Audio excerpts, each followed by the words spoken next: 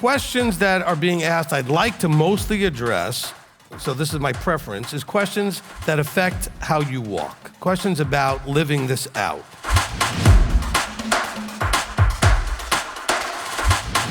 What he's always told me is, tell them that if they're doing what they're supposed to be doing, they'll be where they're supposed to be. But you need a teacher to teach you what it is you need to be doing.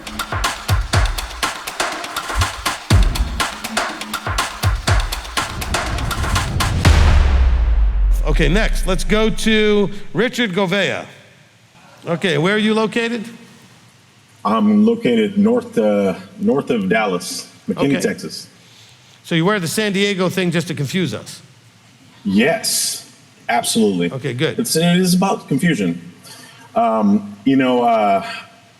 had a plan, I had questions, but like Mike Tyson said, everybody has a plan until they're punched in the face.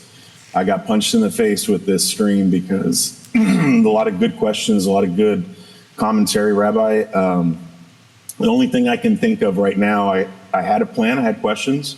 The only thing I can think of on the top of my head is I'm Judas. I just watched I guess it was the fifth season of The Chosen, and there was that scene where Judas was with Yeshua, and I related with Judas in that part so much, and I was just like, whoa. And that's all I can think about right now, going on everything that has transpired in this stream. What do you mean when you say you're Judas? Just something that it related, just that control, that I know what I know, and like, what are you doing? It was just this craziness that I was like, I get that. That's me. Okay, let me help that to everybody else. I haven't seen the fifth season, but let me just say this, okay? In the other seasons, all of them have acted like Judas. What does that mean? At times, every one of them has looked at Yeshua like, why aren't you doing what we think you should be doing? And why are you doing what we think you shouldn't be doing? So in that moment, they're all being Judas, okay? I mean, I think that was one of the best accomplishments of the series, is showing him taking them different places and looking like, why are you taking us here? You're the Messiah. Why are you? It's like, yes, I'm the Messiah. How about shutting up and just listening? But that's part of the problem, right? Or he would stand up and do something like wreck the money changers, and they're all thinking, the revolution is starting, but it's not, okay? Because he wasn't there to please them and be what they wanted him to be. He was there to be what he was. So we can all become Judas when he's not, or whatever we think of from the above, is not behaving the way we want or expect or think he should. Is that kind of what you're talking about, Richard? Absolutely, absolutely. Okay. It was just looking at everything that had been transpiring in my day-to-day life. It resonated so much because I was like, man, I'm like that in a lot of areas. I need to tweak. Right. Those are the things that I'm like, like you say, glean what you can glean off things, and I try to do that in every day, and look at things and go, okay, is there something I need to tweak that I'm not acting in a Yeshua-like manner? Because at the end of the day, we're supposed to be walking as Yeshua, and it's just, I know there's a lot of things that come our way, day-to-day life, but we're not alone. Yeah, Elohim has us. He has us.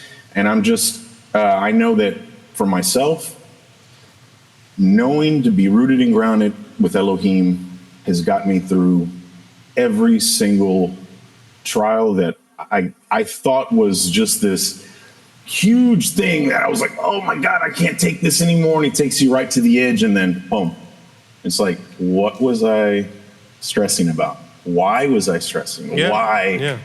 It's amazing, and I'm so grateful for all of my mishpachah that ask great questions, because a lot of those questions are questions that a lot of us don't have the courage to get up and say, or we get up here and mind goes blank. Like my mind went blank because I want to focus on everybody's question and how you respond to them, and I want to take in the information. So I'm like, Johnny 5 on Short Circuit, input, Stephanie, input, just keep on coming, and let it register. And then think about what I'm thinking about or whatever, how I need to apply it to my life. Right. So I'm super grateful for everything that this ministry does, what you do, what Rabbi Tom, Elder Billy do, everybody in the Shamish team. I love you guys so much, and you guys encourage me every single day, and continue to do what you're doing. We're all together in this. So, Awesome. Shabbat Awesome. Shalom. Shabbat Shalom. I love you guys. Shabbat Shalom. Look, individually and collectively, you are the apostles, okay? Sometimes you're the apostles because you're mad at him because he's not doing what you want him to do. Sometimes you're the apostles who he's right in your midst and you're still flipping out in the boat that seems like it's getting water filled in it, right? So we have these moments. Sometimes you're overzealous like Peter wanting to cut somebody's head off, okay? I mean, we all have these moments where we are, all of their behaviors, we can see ourselves in them if we look for it, okay? And that's part of why we get to see these human men going through these transitional changes and growth over time, and we go, my gosh, that's me too, okay? And so I like that he brought that kind of out and showed that. But I was also appreciative because I've watched enough of the episodes to say, actually, they're all acting like that at times. They all have their Judas sort of, he's not doing the Messiah thing I'm expecting him to do. Why isn't he just because they'll say things like, well, then we need to do this and raise money, and he never cares about raising money. We have enough money, stop worrying about the money. Or they'll say, oh, well, we're not reaching enough people, we need to, and he's like, we're reaching everybody I need to reach. They're just trying to push their version of what he's doing.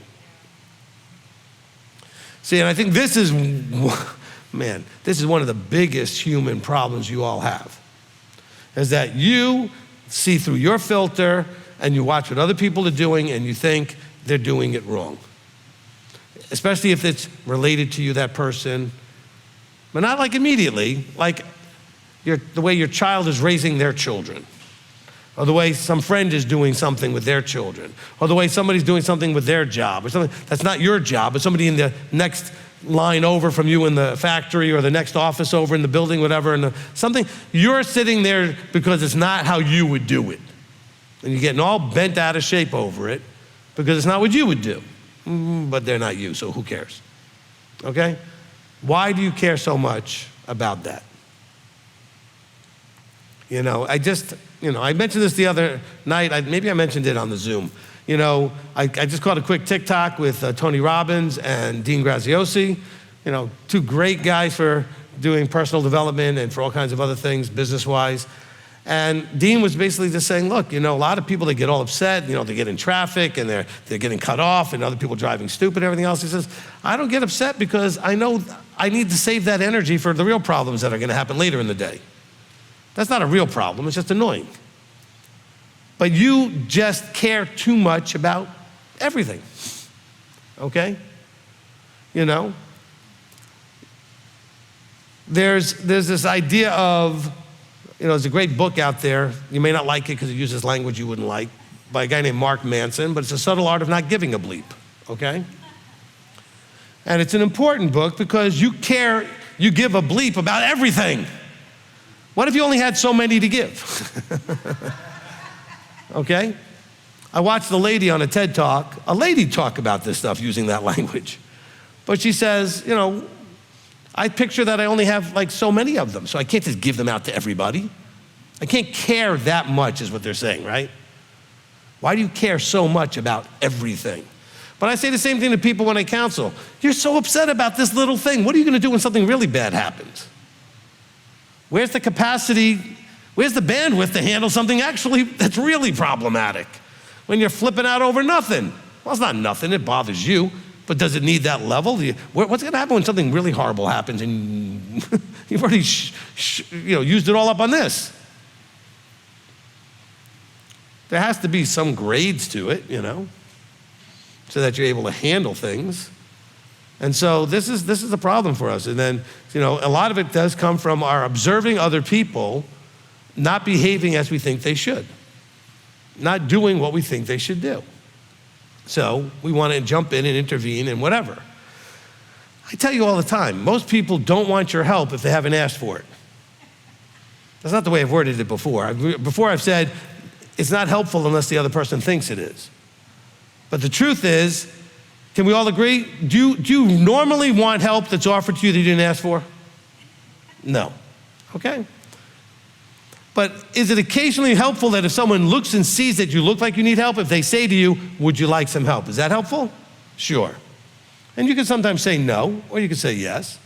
But when someone just jumps in, we generally don't do well with that.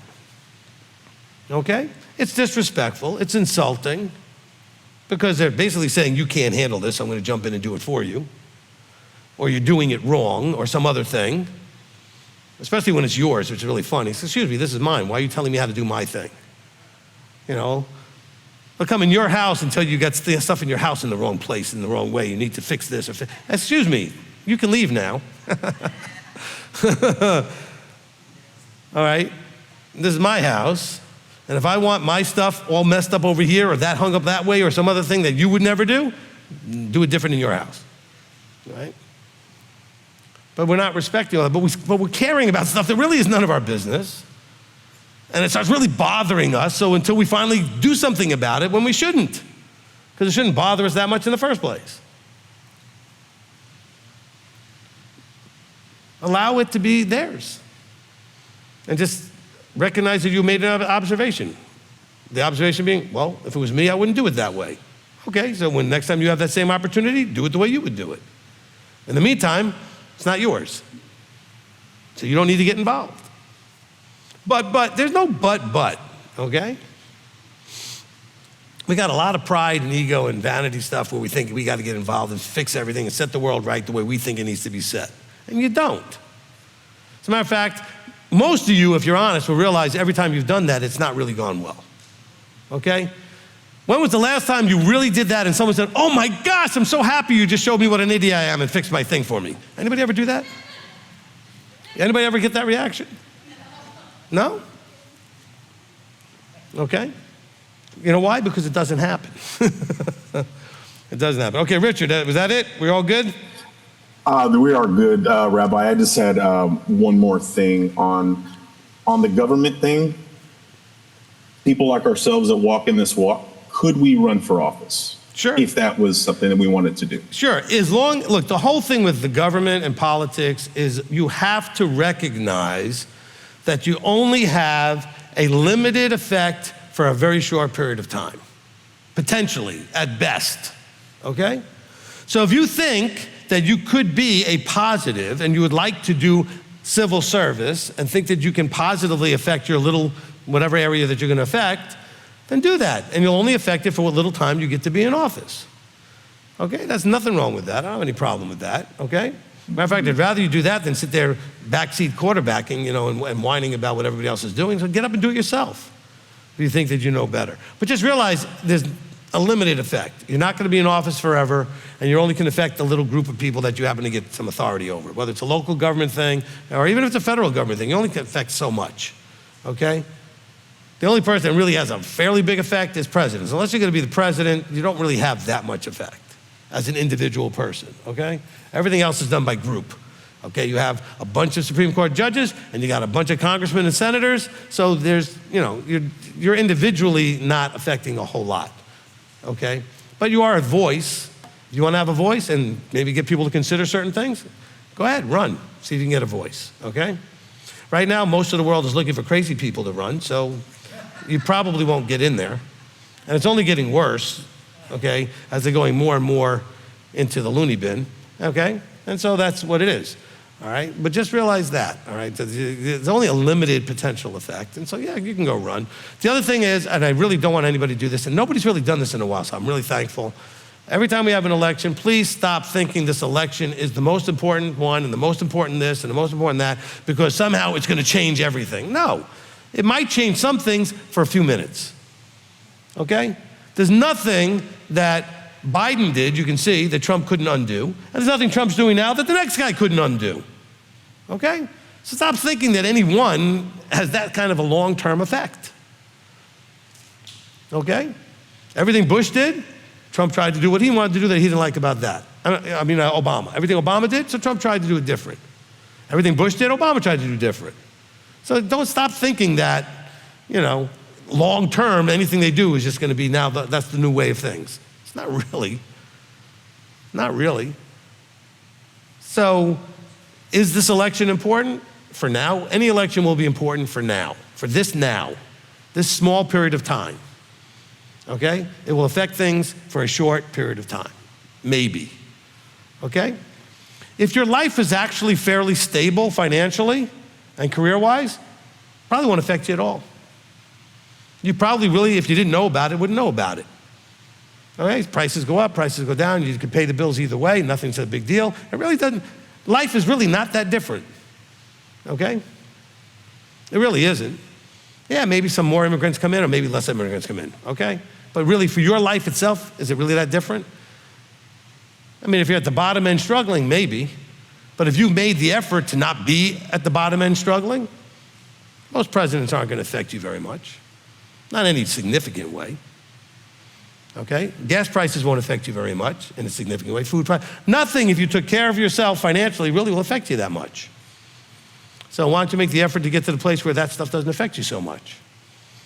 Then you won't really care that much about it because it's going to be a roller coaster anyway. It's going to go up, it's going to go down, it's going to go up, it's going to go down, okay? Always does. I love when they're screaming about, well, there's floods now in Texas, but you know what? How many years ago was it? There's droughts now in Texas, and then, oh, there's floods now in the Midwest. Oh, no, there's droughts now in the Midwest.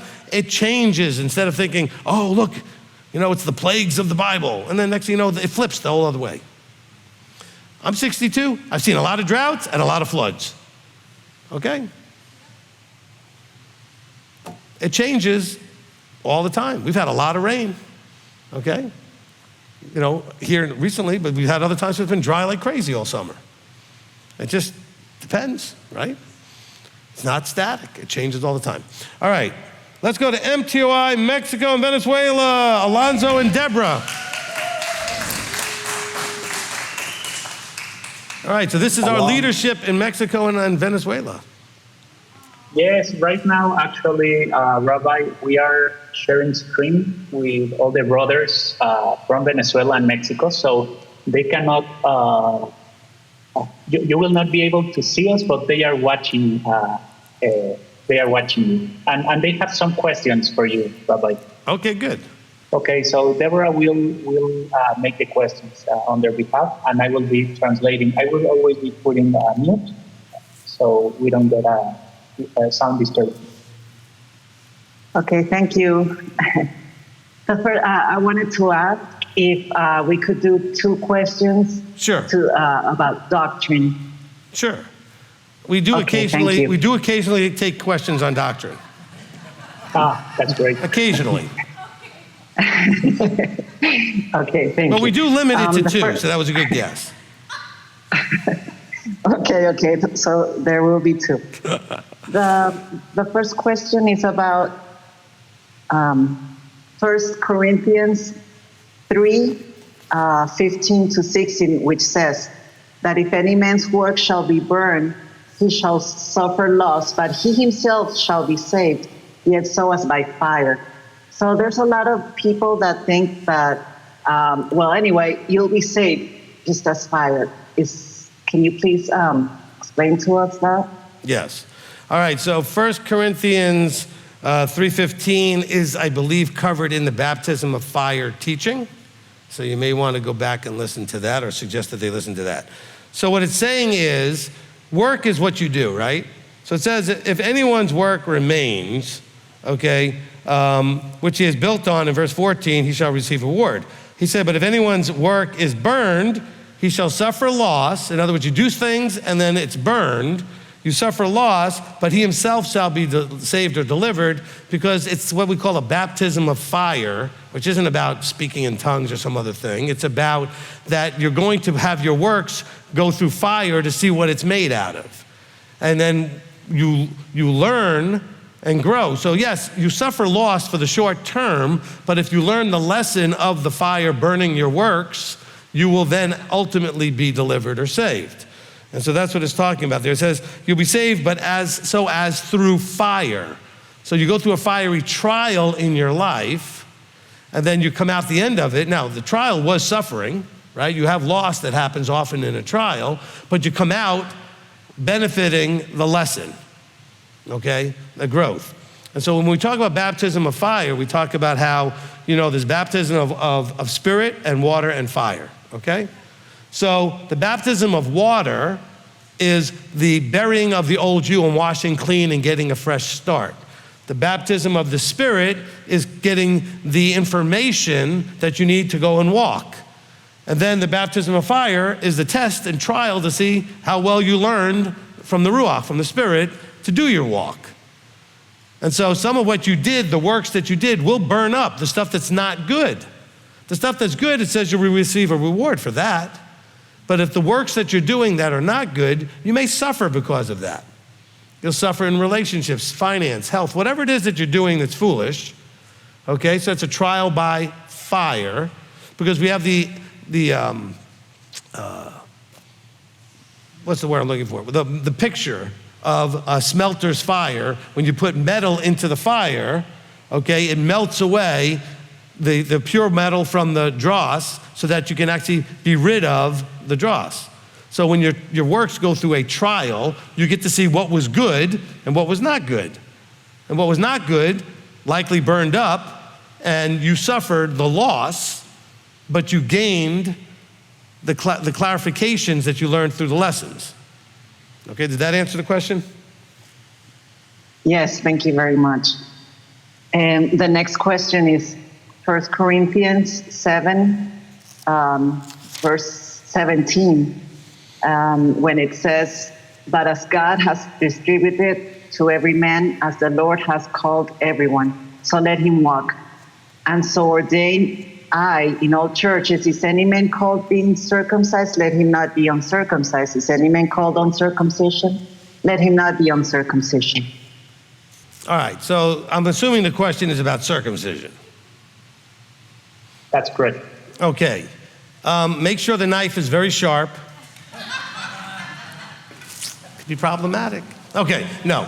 All right, Paul almost never, when he uses that term, is talking about circumcision.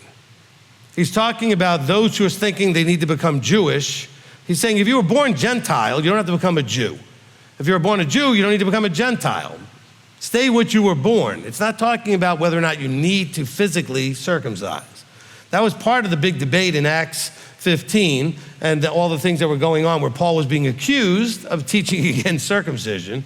And then he went and first of all, he denied that he taught against it. And then he was given the Nazirite vow to do as part of his proof that he did not teach against it. But he uses the phrasing of those of the circumcision, those of the uncircumcision, as referring to two groups of people based on their birth. Okay? So was anyone called while Jewish? Let him not become Gentile. Was anyone called while Gentile? Let him not become Jewish. That's what he's saying. He's saying you don't have to change what you were born. What you have to do is change your citizenship and what you do, which would include physical circumcision. Okay? So did that answer the question? Yes, very much. Thank you, Rabbi. All right, let's go now to m.t.o.i. Odessa. So I had a simple question. So I was reading through and I noticed Zion mentioned a lot in Isaiah where I was reading, and I wanted a definition if possible. Because it appears a lot in Isaiah, and I just wanted to be sure that I had a good grasp in order to understand what I'm reading. You know what? First of all, I apologize because I know you well enough and I forgot your first name. Perfectly fine. Joshua. Joshua, okay. Which is funny because I talked to your wife the other day and I was thinking, okay, so I know you guys, I've counseled with you, I counseled with her, and I was like, I know you guys. All right. So Joshua, look, the thing is, when he's talking about Zion, he means different things in different places. And so I don't want to get into that kind of a thing at this point. I probably need a teaching to kind of cover that a little bit, or a mini teaching or something like that. So let's just leave it at that. But it's usually pointing to the place of his authority, or it's pointing to Israel, but it's pointing to a physical place more than anything else, like Mount Zion, okay, or it's about the location, all right? And so So it's very contextual, basically. There's a lot of contextual parts to it. Remember, he uses certain words interchangeably, meaning like sometimes he refers to Jacob, sometimes he refers to Israel when he's talking about Jacob, right? So sometimes when he's talking about Jacob, he'll mention Manasseh or Ephraim. He'll mention Ephraim, but he also means Jacob. So it's contextual, yes. But a lot of times, in my memory, I mean, I haven't really done a study on this, Zion is used in reference to a physical location, okay, meaning the land. Okay, that would be what my guess would be initially. Does that help? Yes, kind of a follow-up on that. I've also noticed daughter of Zion being mentioned too. Would that be similar answer to that as well? It's more contextual. Right, it's going to be contextual. Could be, again, just talking about someone of Israel, right? Okay, again, I'd have to go look at the specific verse and see what the context is. Let's go to Rachel Crow. So I have noticed I tend to initially make a pretty harsh judgment about someone based on their physical appearance. And it's like once I get to know them, I can overcome that, value them as a person. Is there a way to turn that initial response off? What can I work on to do that? How do I want to answer this? I think it's a maturity growth problem. And what I mean by that, not that I'm picking on the physical thing being immature, I'm saying, but we start off there, okay? We're all designed, okay, to notice the physical. That's our initial thing, okay? And especially when it comes to, I guess, one of two things. One is attraction, okay? We each have our own tastes, so we notice somebody and we think is attractive or not, all right? So there's that physical attraction versus the person they are inside and that level of attraction, right? Because I can tell you, and I've said this many times, there's been many women in my life before I got married that I thought were really attractive until I started talking to them, okay? And then I was like, check please, you know. So we mature to go beyond just the physical, okay? Now I'm very blessed because I have a very beautiful wife, but it's still about beyond that, right? And the physical changes, okay? You don't stay what you look like when you were 20 when you're 60, okay? It just doesn't generally happen, okay? All right? So, you know, most of us men have the furniture disease where our chest falls into our drawers. And so, I haven't said a joke in a while, so whatever. All right? All right.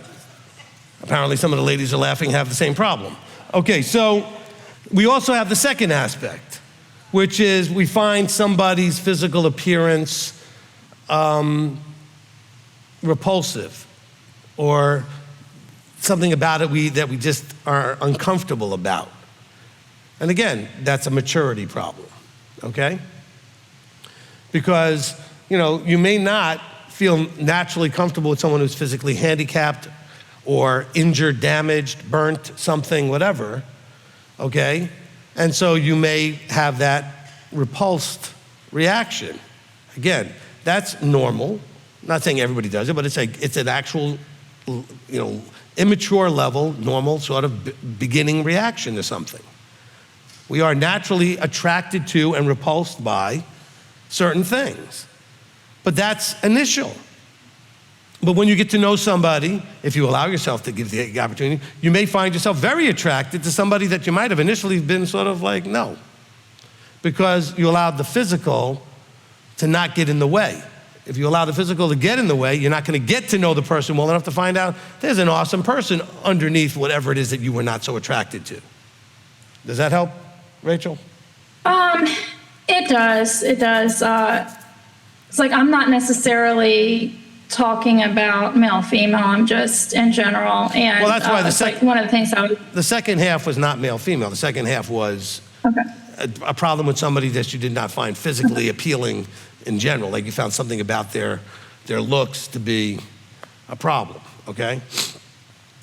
It could be their hygiene, it could be anything. I mean, just something about their physical, and it doesn't have to be about male, female. So I started off with one side of it and then the other side of it, okay? Because I'll tell you what, there are some of you that are, I guess, well, let's use a scale of saying you're reasonably attractive, meaning you're not super stunning, but you're reasonably attractive. But when I got to know you, I think you're gorgeous. Because there's more than just that physical part. There's a part of you that has a beauty that comes out, and then all of a sudden I'm like, wow, this woman is beautiful. I'm not talking about being attracted, I'm married and that kind of thing. I'm just saying is to recognize that beauty that's beyond just the physical, okay? And so we can find, and by the way, ladies and gentlemen, I guess both sides, okay? A lot of that comes from you feeling good about you. Okay, when you feel ugly and you don't like yourself, and that comes through too. And that ends up repulsing or repelling people, okay? But when you're comfortable in your skin and you're happy with you and you're sort of have that glow of congruence with you, that's attractive. It adds to your beauty, okay? Okay, it adds to that beauty. And so what I'm saying is that whatever to Rachel's point, whatever we're thinking about when we see somebody initially, if you would just get to know them, that might change. It might go worse. It might get better. Because like I said, I've met some very, very good-looking people that were not very, very good-looking people, if you understand what I'm saying. Physically, they looked really good. But that was all they had. That was the total limit to what they had going for them. Everything else was pretty repulsive. All right? Did that kind of work? Yes, thank you. Okay. So you have to, in your mind, recognize that I need to grow up in this area, okay? I had this problem in my 30s, okay? Before I met my wife, and again, I started off by saying I was blessed to marry a very beautiful woman. But before I met her, I had made a decision that I was gonna stop being so shallow and only looking for this whatever level of stunning that I was requiring for myself or thought I needed, and I was gonna look for the beauty more inside. Well, thankfully, I got both, okay? By thankfully, meaning I'm blessed that way. But I wasn't at that moment looking for that way by the time I met her. I had made a shift, and Abba was like, well, now that you made that shift, I'm gonna give you both anyway, which is very nice of him, thank you. Well, thank you, okay? All right? But that being said, though, I knew I was being shallow, okay? So it's kind of like the movie Shallow Hal. Anybody recognize that it was Tony Robbins that screwed him up or fixed him? That was great, okay? But then he was now seeing the person based on them, not their physical look, okay? And that was a whole different way of perspective. And I wanted to get there. I wanted to see people that way. So Rachel, she left the room already, but Rachel, that is a decision and a choice to grow up in. Okay, you have to choose to mature in that area, okay?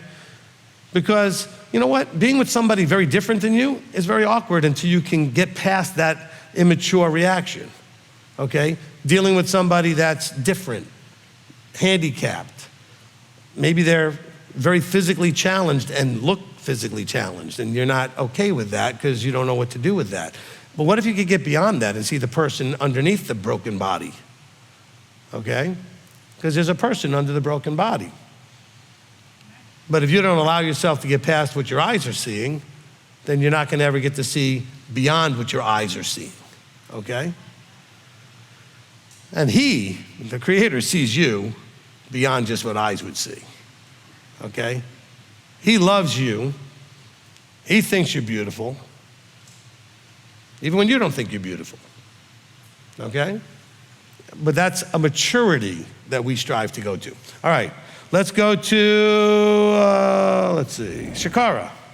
I have a question from Torah portion a couple of weeks ago, I think. It was in Numbers 9:15 through 23. Okay. When the children were expected, obviously, to move whenever the cloud moved or whenever the fire moved. The question is, I'm assuming there was some type of signal or something before they packed up and moved, or like a grace period. I don't know what to call it, but okay, I'm trying to figure out. They had shofar sounds. There was a sounding of the shofar that accompanied. Okay, so once they heard that shofar, they knew then to start packing. So I guess my question was, do we have grace period was the way I was thinking of it. When Yahweh gives us instructions, is there any type of like a grace period to pack and get ready to follow it, or is that considered disobedience if we don't immediately jump? Okay. Well, first of all, let me go back to the beginning and then we'll go finish this. Okay, so we have lots of verses that say that when they had the sound of the trumpet, the leadership would assemble, or they would pack and get ready for war, or they would do whatever they had to do. Now, it was first somebody would see, starting in the center, that the cloud moved, okay? And then the shofar would alert everybody to the outside, all the corners of the camp, to let them know what was happening. The shofar was used just like a bugle in the military. All right? A certain set of sounds meant we're going to war. A certain set of sounds means we're having lunch. A certain set of sounds means wake up everybody. You know, I mean, you have different calls, right? In the bugle. I learned bugle calls as a trumpet player, okay? So I knew certain calls that were for, you know, different things, okay? So the shofar was used exactly the same way. Now, as far as this idea of a sort of a period between when he's getting your attention and when you react to it. I think the idea of a grace period, in other words, a period where he's kind of giving you a little cushion to do the things and everything, is very, very, very, very, very specific to you. Meaning he knows what you're capable of in terms of making a shift and turning and moving and adjusting to something that he's sharing with you. Okay, some people can make those kind of changes quickly. Some of you really struggle to make those changes quickly. It takes a while to incorporate it, process it, be okay with it, and then make a move. That doesn't necessarily mean you're avoiding it, struggling with it, and kicking against it, although it could. So for that, you don't get a grace period, in my opinion. Okay, it doesn't say any of that here. But I think he does give you, I shouldn't say it that way. He knows you, so he knows how fast you move, okay? Have you ever invited anybody to a party and told them a half hour early because you know they're always a half hour late? Why did you do that? Because you know them, okay? Do you ever struggle with somebody and it takes them a while to process some new idea or a new way of adjusting to things? Okay, maybe it's you that does that, right?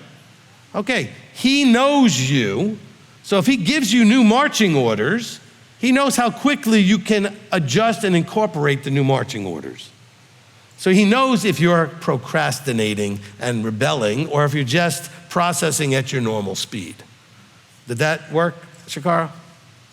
Yes, thank you so much. Great answer. Okay. One other kind of just random question. What's the significance of extending our hands when the children are under the chuppah? Nothing. It's a tradition that people have done. I know people like to. There are some verses about raising holy hands, so to speak. I think the idea is that when we hold our hands out in some way, we're expressing our desire for them to be covered, for whatever we're saying to be placed on them. It's just sort of projecting in that direction, so to speak, you know. So that's why I tell people to, you know, extend their hearts and hands or whatever towards the children, okay? Tradition, all right? Not everybody does it, nobody has to do it. Okay, does that help? Yep, that was everything. Thanks so much. You're welcome, thank you. All right, let's see, Mr. Sean Miller. During last night's Torah portion, I was discussing the frustration of Moshe when he struck the rock instead of spoke to it.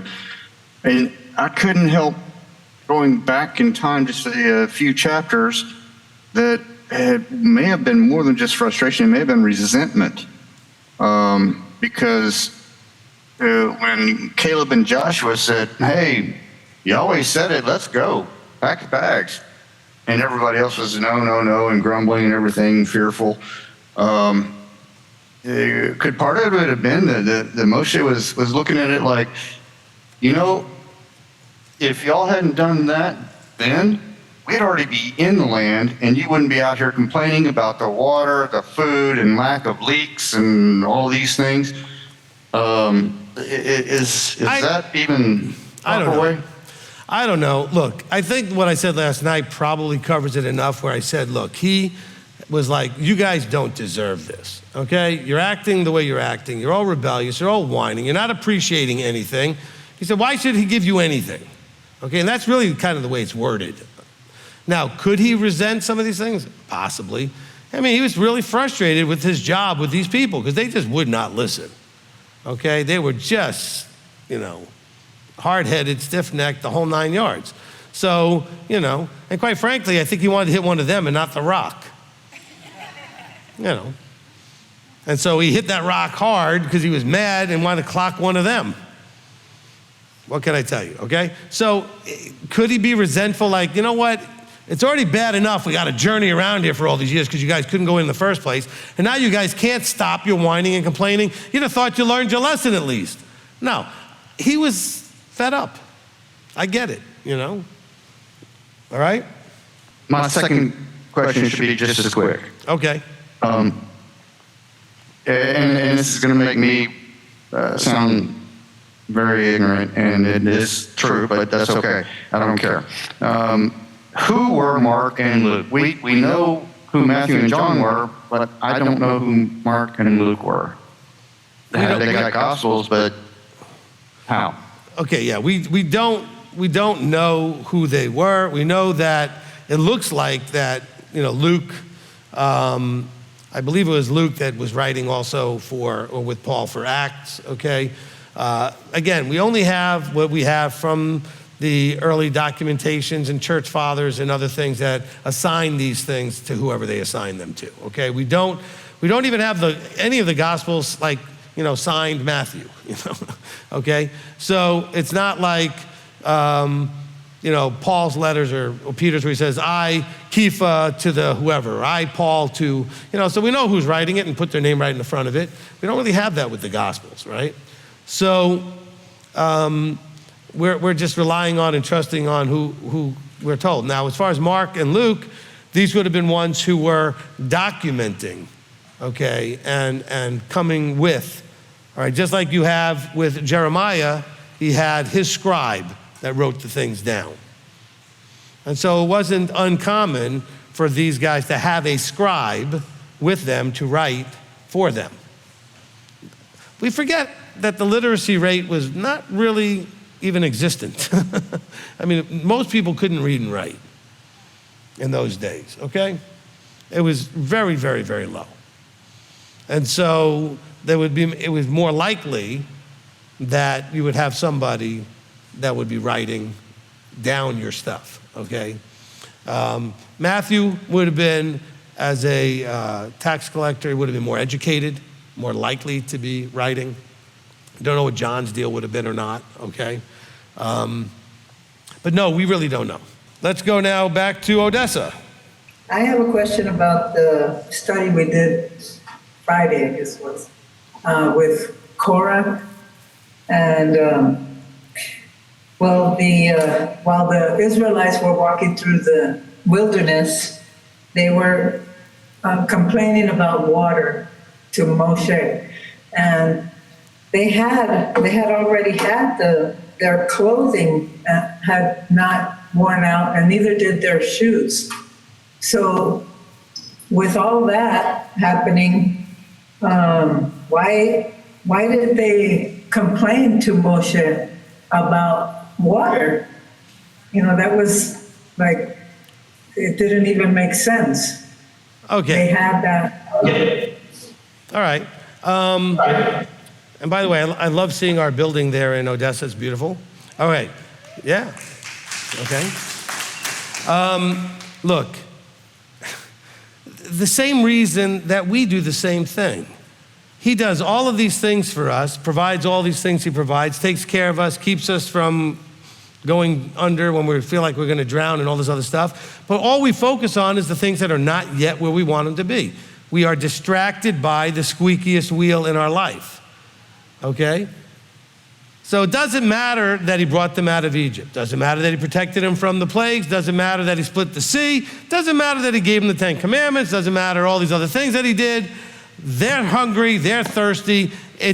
That's all they can think about is this fleshly, it's a symbol of this fleshly desire. Okay? So how can they see the miracles when they're distracted by the flesh? Don't we do the same thing? Some of you guys will come to me, and I already know some of your stories, and I've been with you long enough, and I'm like, he already handled all this other stuff for you. Why are you worried now? This isn't even as big as 6 other things he did already for you. okay? But you're all upset now. That's normal. I mean, that's just human beings being drawn into the flesh mindset, okay? So when you're in the flesh mindset, you can no longer at that moment remember all the wonderful things, like the fact that your clothing hasn't worn out. Because you're not eating the clothing. You're hungry. Doesn't matter, by the way, at this point, he's already provided them with food multiple times. They were still getting the manna. Bored with this manna. I'm so sorry you're bored with miracle food, but which every day when it shows up, you are getting a miracle, all right? So yet, they had a problem with that, okay? So does that answer your question? It's a distraction of the flesh. Well, the manna was supplying all their need, their physical need. That means water too, right? He always provided them with water and food enough. They just were whining because it wasn't enough for what they wanted. Okay, thank you. If they just waited, he'd have provided it anyway. He wasn't going to let them go without, but he would let them get close. Hasn't he done this in your life? Let you get close, and then all of a sudden he intervenes and fixes things and gives you the way out, right? But he doesn't do it until you get close to that edge. He wants to see, are you going to panic? Are you going to trust him or are you going to panic? That's what he wants to see, We got somebody else coming up. A lot of people's been approaching me about the end times, that we're in the end times, everything that's going on with the politics and the wars and all that. So I don't know if you could correct me. My answer is always, who's in charge and who allows everything good and bad to happen? He's in charge. So am I answering that correct? It's an answer that could work. I mean, when people worry about the end times, I say, I think you should be worried about the now times. Okay? Because if you're not worried about the now times, the end times aren't going to go well for you. Okay? So I tell people, look, I don't worry about when the end times are. I don't know how much time I have. You don't know how much time you have. So all you've got is now. Work on now. But if you're going to spend all your time trying to line up end times and watch politics to figure all this out, I'm watching a bunch of I don't want to use language, okay, fools, okay, who are sort of prominent within the Messianic, people that I've actually somewhat respected some of what they've said over the years, who are just beside themselves with whatever's going on in Iran and the Middle East and everything about this end time stuff, and they're flipping out, and they're all panicky about it. I'm like, are you kidding me? There's no evidence that this is any worse than anything else that's ever happened. It's not even close, okay? So what are you all worried about? Oh, I don't know. In my limited 50 years or 40 years of life, this is pretty bad. Really? Even in 50 years and 40 years, you've seen worse. All right? So come on. But the problem is this. All the end times people have a couple of situations that may be their problem. Number one, they want it to happen. So they're going to see everything as evidence that it's happening. Can we agree? It's like the person that likes you, no matter what you do, they're going to read into it that you like them. You could tell them, go away, I can't stand you. Oh, she likes me. It doesn't matter what you say. What you do, you can spit on them. Oh, she spit on me. This is great. That's, if a person wants to see what they want to see, that's what they're going to do, right? Some of you ever had that problem with somebody that liked you and you didn't like them, and it didn't matter what you did. They took it the way they took it. Same thing with these people. They want to see end times events and be able to say, we're in it now. I'm never going to say that. You know what we're in? Now. That's what we're in. We're in now. Whatever now is, we're in it. Okay? But they're in love with this idea. Now, the other part of it is there's a pride ego thing of being the guy that figures it out. I've figured it out. I'm the one trumpeting out there, this is it. You know how many this is it's I've heard in the last 40 years? Okay? The most recent one being the blood moons back in 2015, 10 years ago. Well, so much for that one. We're in year 10 of the post-apocalypse. Seems to be doing pretty good. All things considered. We're still here. Yeshua's not here, so much for that idea. But we're here. Okay? I mean, so, let's understand that when people get into this stuff, the way I address them is simply, look, nobody knows. All I know is that we got now. So I'm going to work on now, assuming that either I will die at some point or he will show up at some point, and I don't know when either of those is, so I'm going to work on me now. Okay? Okay? Because both of those things are going to happen.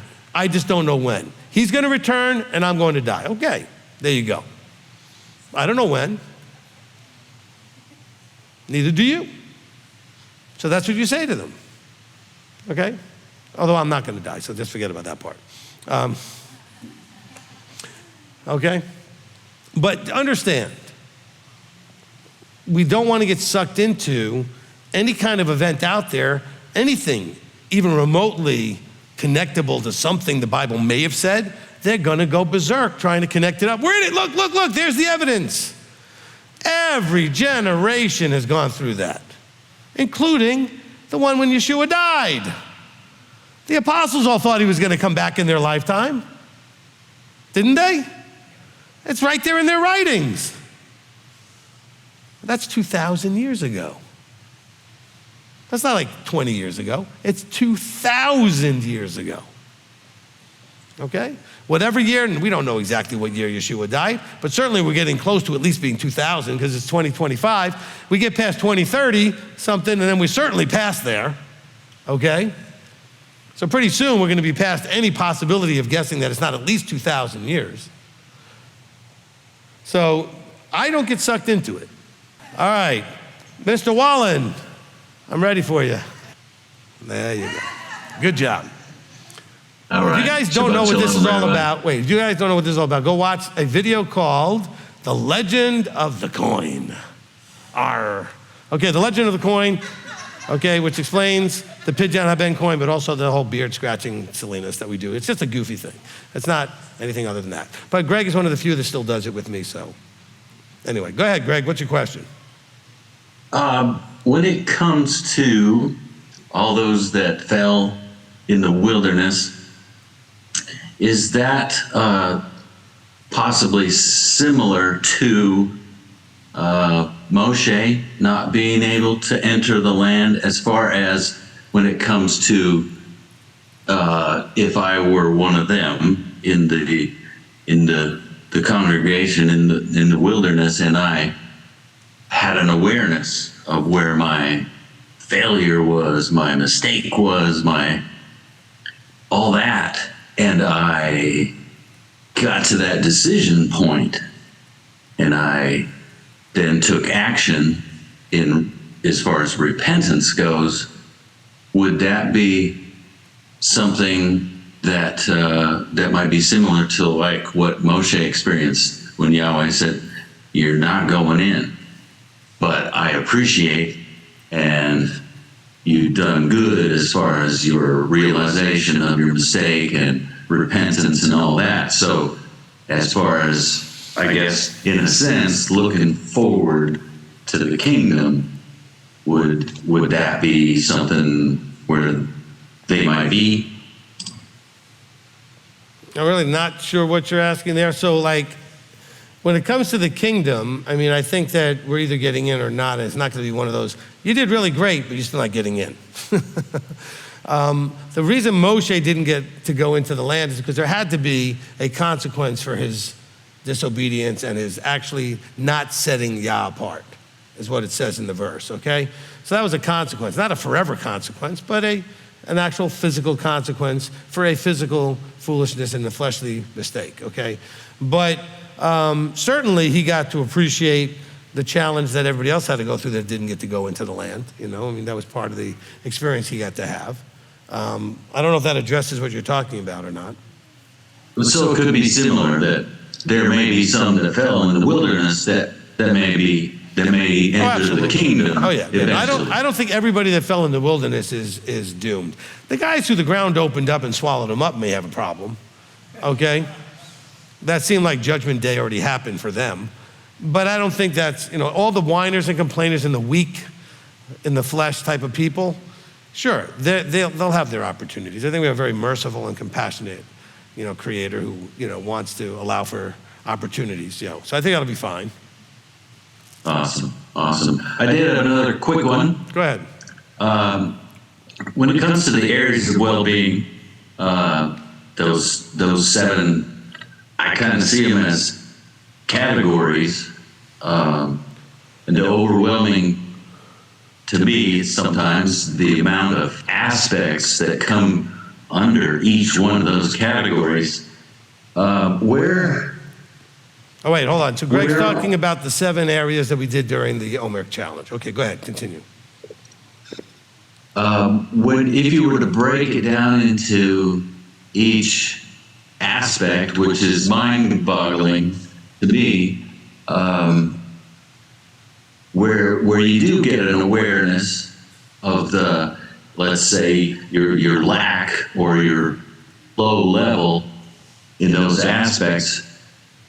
And you said earlier in one of the zones, or both the zones, or all the zones, where there's a decision point that comes then after that awareness.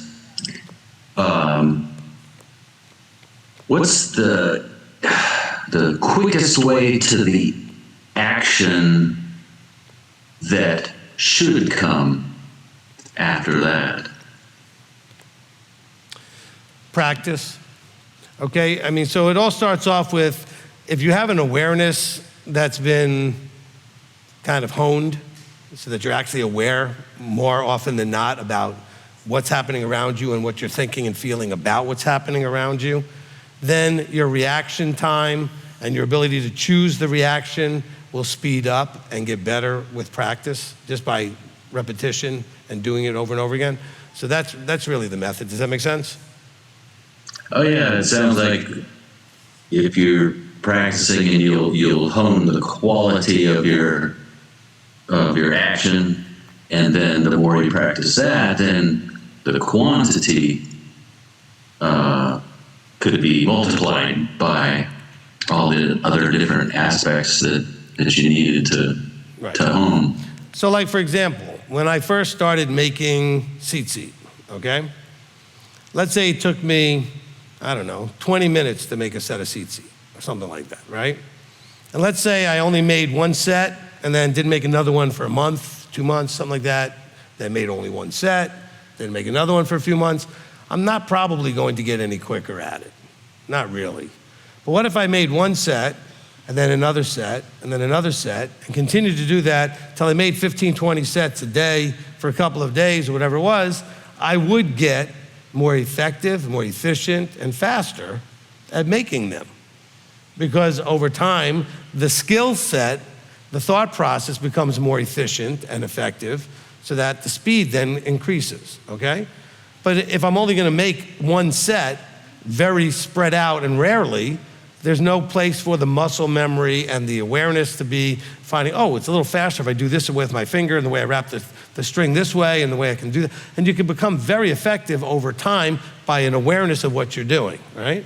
To the point where I was making several sets in 20 minutes, okay, whatever it was, okay? I got very fast at it, but it took time through practice. But that practice wasn't just a physical thing, although there was an aspect of it that was physical, muscle memory, that kind of stuff, but it was also an awareness of what I was doing and how I could do it maybe a little bit more efficiently, or so it would speed up the process a little bit, okay? And so that's the same thing with the thinking process. The more I can be aware of what I'm thinking, if I'm thinking, and what I'm feeling, and what's going on, and then realize I have choices, I have to slow everything down first to speed it back up, okay? Same thing with tzitzit. If I didn't slow it down first, I would just keep messing it up, and I'll never make a good set. I gotta slow down, think about every wrap and every knot and how I'm doing it, and then once I have that kind of where it works, I can start speeding it up. So right now, you wanna work on slowing it down. What am I feeling? What am I thinking? How's it going? What's going on around me? What choices do I have before I just react, okay? And then when you can slow it down, then you can get fast you can slow it down, but nobody will notice that you slowed it down, because it's slowed down in your head, okay? There are lots of times where people will look at me like, oh my gosh, this guy is so quick with the one line or the comeback or whatever. There's so many times where, to me, it's taking forever for me to decide which line to throw out there. You'd never know, because in real time, it didn't take but a second. But because I've done it so much in my head, I almost felt like it's too late to even use the line. I've already missed the moment because it took forever in my head. Okay? So when you're good at something and you're effective and efficient at something, time moves differently for you in that kind of a thing. Okay? So there was a guy named Ted Williams, baseball player. Okay? He said he could see the seams spinning on the ball on the way to the plate. Like everything slowed down for him. And this guy had a higher batting average than almost anybody. He's a 400 hitter when most people are happy to barely get, 300 be like a big deal, right? So, but it seemed like everything was slowed down for him. Now, it really wasn't. The ball was still coming in 90 miles an hour, okay?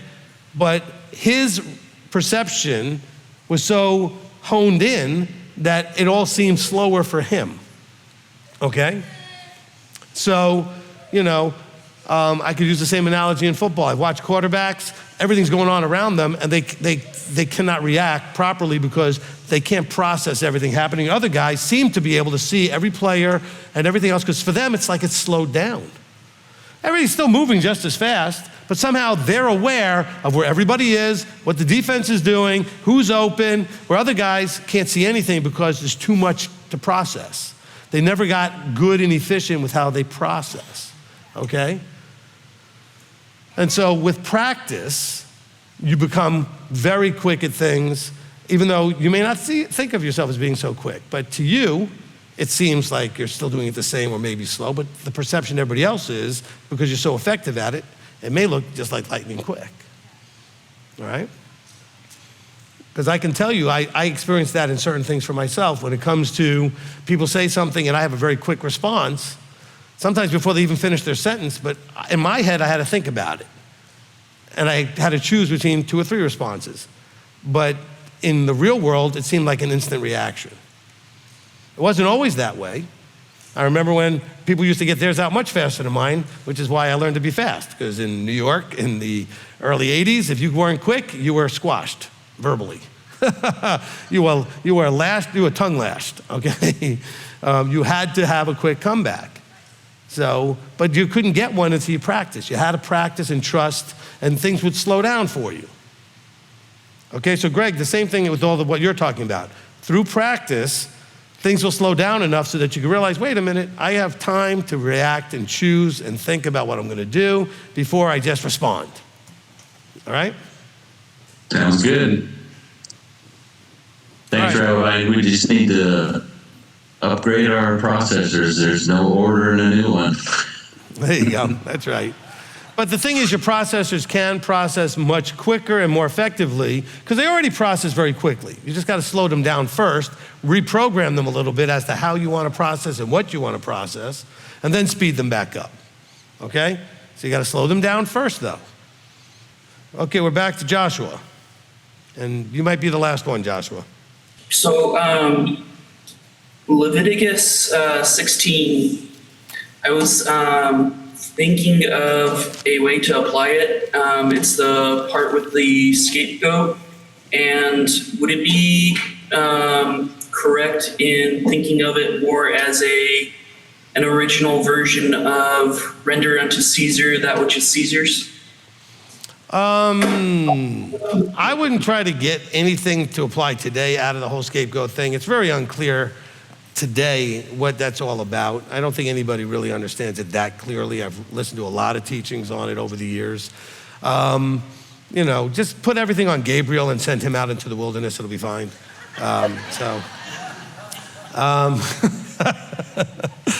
I'm just teasing. Some people are like, I guess I don't want to be an extension leader. Look what Rabbi does to them. Okay, so, no, but I mean, that's just one of those sections of scripture that I don't like very much from the point of view of knowing what to do with it, right? Okay? It is what it is. It's there. We don't do it today. They did it then because we can't do it today. So it is what it is. I mean, it's a temple-related thing, so we don't do it, but it's really unclear what really is happening there and We can go speculate who Azazel is, and you can jump into like the book of Enoch and try to figure that out or whatever, and all these other things. I try to stay away from this nonsense that gets too confusing and we don't really need. Okay? Okay, thank you, Rabbi. All right, you're welcome. All right, that was it for Zone 1.